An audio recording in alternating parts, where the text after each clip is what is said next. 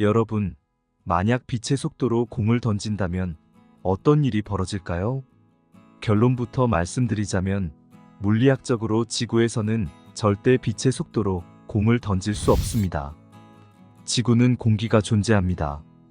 소리는 매질로 공기를 통해 전달됩니다. 그러나 공기 분자는 마찰력과 저항력이 있습니다. 만약 지구에서 빛의 속도로 공을 던진다면 공기의 마찰로 인해 폭발하게 됩니다. 하늘에는 수많은 별들이 우리를 향해 빛을 비추고 있습니다.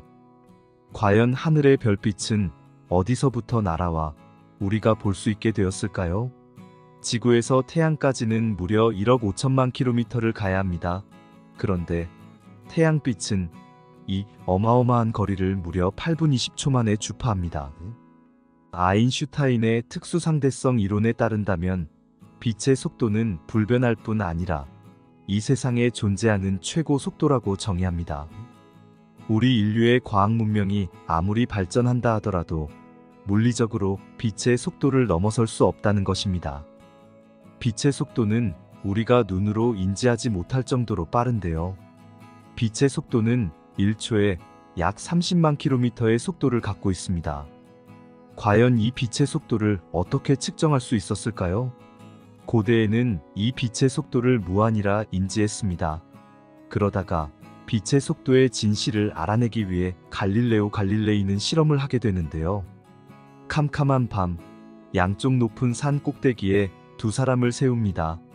그리고는 1번에서 2번으로 빛을 쏘면 2번은 그 빛을 보고 다시 1번을 향해 빛을 쏘는 것입니다.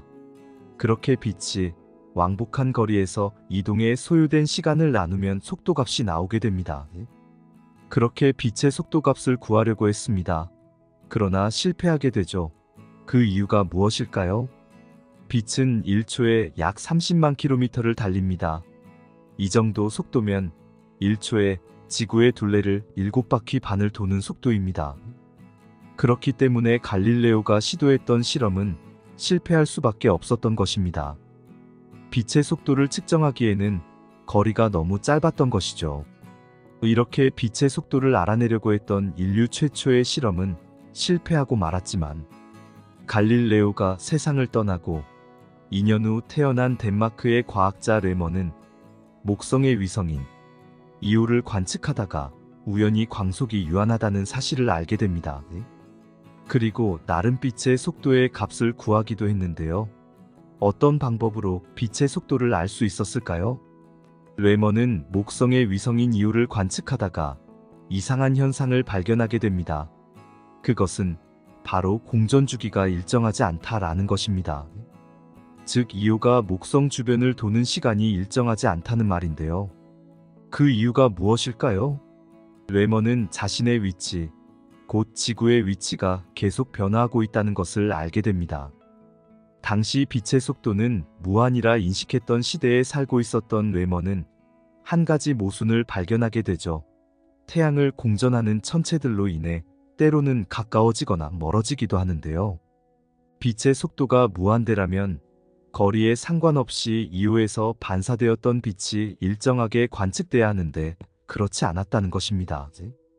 그렇다면 빛의 속도가 유한하다는 것을 알았으니 이제 그 값을 구해봐야겠죠. 레먼은 그래서 빛의 속도 값을 확인하는 작업을 합니다. 이오가 목성을 한번 공전할 때 시간은 약 42.5시간입니다. 지구에서는 이틀이 조금 안 되는 시간입니다. 레먼은 지구의 시간과 거리의 차이를 이용해서 값을 계산하게 되는데요. 1676년 레먼은 빛의 속도를 초속 약 21.4만 킬로미터라는 값을 냅니다. 이후 19세기가 되어 프랑스의 물리학자인 피조는 실험을 통해 빛의 속도 값을 구합니다. 피조는 720개의 톱니가 달린 바퀴를 빛의 간섭이 생기게 장치를 둡니다. 그리고 빛이 톱니바퀴로 막히게도 하고 통과시키게도 하게끔 합니다. 이 실험 중에 빛이 반사되어 돌아오는 빛 중에 완벽하게 차단되는 현상을 발견하게 됩니다. 1초 기준, 톱니의 회전수, 톱니의 숫자, 톱니의 빈틈값까지 고려했을 때 결과 값이 약 0.00005초가 되는데요. 이렇게 빛의 왕복거리인 17.2km를 나누면 빛의 속도값이 나오는 원리입니다. 그렇게 피조가 계산한 값은 놀랍게도 초속 약 31.3만 km로 나오게 됩니다. 이후 영국의 물리학자 맥스웰은 빛이 전자기 복사의 일종이라고 예측하게 됩니다. 그 예측은 1888년 헤르츠가 전자기파를 발견한 후 입증하게 됩니다. 맥스웰은 이 전자기파의 속력을 이론적으로 계산하여 값을 구했는데요. 이 값이 빛의 속도와 일치한다는 사실을 확인하게 됩니다. 이후 이 사실은 1895년 당시 스위스에서 거주하고 있었던 16살의 한 학생에게 영향을 미치게 됩니다. 이 학생은 빛과 같은 속도로 그 빛을 따라가면 어떻게 될까? 라고 하는 이런 궁금증이 있었는데요. 빛의 속도는 상수이기 때문에 같은 속도로 그 빛을 따라가더라도 정지에 있는 빛은 볼 수 없다라는 것입니다. 이것을 광속불변의 원리라고 합니다. 당시 이러한 고민을 가지고 있었던 16살 학생은 우리가 잘 아는 아인슈타인입니다. 그는 후에 1905년 특수상대성 이론을 발표하게 됩니다. 특수상대성 이론은 움직이는 사람의 시간은 가만히 정지해 있는 사람의 시간보다 더 느리게 가고 움직이는 사람이 얼마나 빨리 움직이느냐에 따라서 시간과 공간, 이 자체가 달라질 수 있다 말합니다. 이를 쉽게 생각해보면 지금 지구를 돌고 있는 GPS 위성은 지구의 자전보다 더 빨리 움직이고 있습니다. 지구에 있는 우리가 보기엔 우리가 정지해 있고 GPS 위성이 빨리 움직이고 있기 때문에 GPS 위성의 시계가 지구에 있는 우리의 시계보다 더 느리게 가는 것입니다. 이게 특수상대성 이론의 시간 지연 효과입니다. 이렇듯 시간은 광속에 가까울수록 느리게 흐르게 됩니다. 우리는 실제로도 인공위성을 통해 빠르게 움직이면 시간이 느리게 간다는 것을 보고 있지만 뮤온 입자를 통해서도 그 사실을 확인할 수 있습니다. 뮤온은 경입자족에 속하는 입자로 질량은 전자보다 약 200배 정도로 더 무겁습니다. 이 뮤온 입자는 우주에서부터 오는 것인데 뮤온 입자의 수명은 100만 분의 2.2초로 짧습니다. 그렇다면 이렇게 수명이 짧은 뮤온 입자 속에는 어떤 과학적 원리가 숨어 있을까요?